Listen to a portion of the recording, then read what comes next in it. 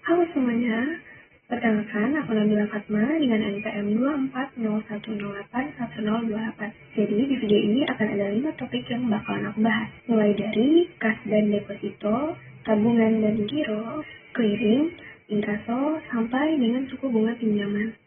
Langsung aja yuk kita mulai. Oke, yang pertama kas dan deposito. Sebenarnya bedanya apa sih? Jadi kas itu uang yang bisa kamu pakai kapan aja. Kamu punya uang nih di dompet.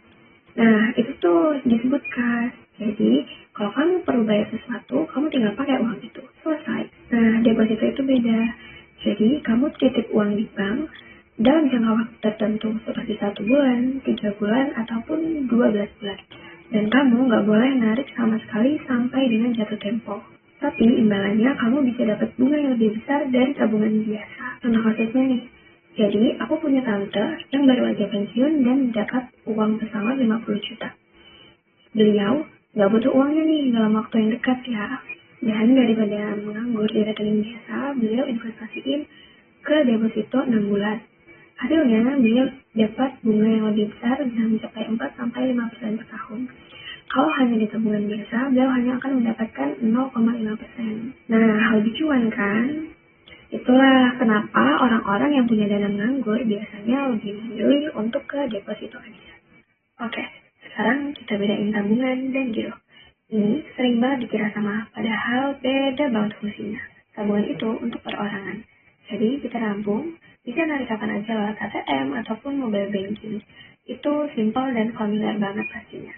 Nah, giro itu beda. Penarikannya bisa melalui cek atau bilet giro, bukan ATM. Dan yang uniknya, giro itu bisa ditarik oleh pihak lain. Jadi, misalnya kamu membayar supplier menggunakan cek atau bilet giro.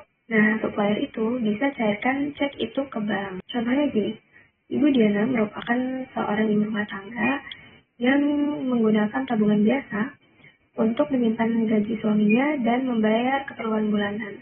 Nah, itu cukup banget kalau mau pakai ATM. Tapi kalau Pak Denis ini punya usaha catering yang setiap minggunya harus bayar vendor bahan makanan puluhan juta. Nah, Pak Denis ini lebih memerlukan tabungan giro. Kenapa?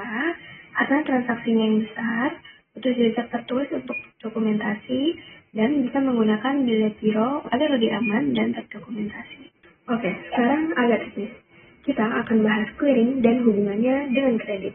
Clearing itu adalah proses penyelesaian transaksi yang difasilitasi oleh Bank Indonesia. Jadi, kalau kamu melakukan transaksi atau transfer antar bank A ke bank B, uangnya itu nggak langsung pindah secara fisik, tapi ada proses clearing di belakangnya yang memverifikasi dan menyelesaikan proses transaksi. Lalu, apa yang hubungannya dengan kredit? Jadi gini, misalnya kamu adalah seorang pengusaha kecil yang akan apply modal kerja di bank. Bank itu akan menganalisis cash flow kamu, termasuk melihat riwayat transaksi clearing kamu. Seberapa sering kamu menerima transfer dari pelanggan via transaksi antar bank. Nah, itu jadi salah satu indikator kesehatan bisnis kamu. Contoh alurnya gini, jadi ada seorang yang bernama Fatma. Nah, Fatma ini memiliki toko sembako. Pelanggannya membayar grosirnya menggunakan cek dari Bank Mandiri. Sementara yang Fatma punya ini adalah rekening BRI. Jadi Fatma ini membawa cek dari Bank Mandiri itu ke BRI untuk dilakukan proses clearing. Kemudian Mandiri memverifikasi dan dalam 1 hari kerja uangnya itu akan masuk ke rekening BRI si Fatma. Nah, selanjutnya yang ini agak jarang dibahas, yaitu adalah inkaso. Apa itu inkaso?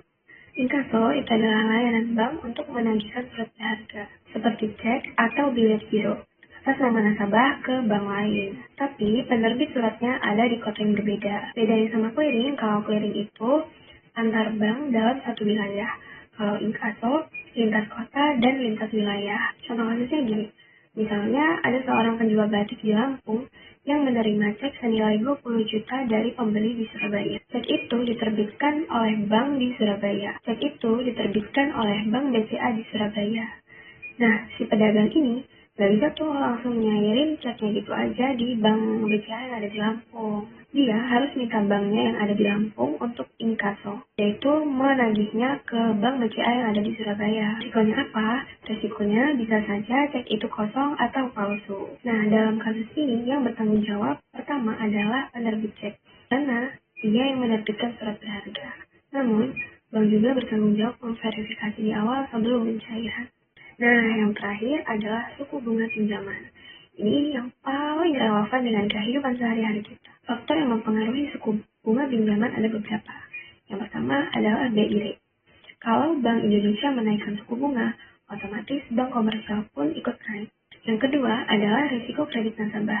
Semakin tinggi risikonya, maka akan semakin tinggi pula bunganya. Yang ketiga adalah jangka waktu. Semakin lama tenornya, maka bunganya pun akan ikut semakin tinggi. Dan yang keempat, kondisi ekonomi dan persaingan antar pedagang pun juga sangat mempengaruhi. Contoh kasusnya, Dharma ingin mengambil KPR yang seharga 500 juta dengan tenor 20 tahun. Pada tahun 2022, bunganya adalah sekitar 7% per tahun. Tapi di tahun 2023, BI menaikkan suku bunganya menjadi 9,5%. Sehingga Dharma pun menunda pengambilan KPR-nya sambil menunggu bunga turun. Nah, ini merupakan contoh nyata bagaimana suku bunga mempengaruhi pengambilan kredit. Sekarang aku kasih contoh soal untuk masing-masing jenis suku bunganya. Yang pertama, bunga flat. Di sini Randy meminjam 12 juta dengan bunga flat 1% per bulan dan tenor 12 bulan. Maka, cicilan per bulan sama dengan pokok plus bunga dibagi tenor. Sama dengan 12 juta ditambah 1,44 juta dibagi 12. Sama dengan 1.120.000 per bulan. Maka cicilan per bulannya adalah 1.120.000. Untuk yang kedua adalah bunga efektif. Jadi di sini ada kita meminjam 10 juta dengan bunga efektif 1% per bulan. Bulan pertama bunganya 100.000 dari sisa pokok 10 juta.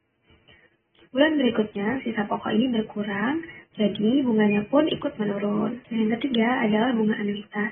Di sini Dani mengambil KPR sebesar 100 juta dengan tenor 10 tahun dan bunganya 6%.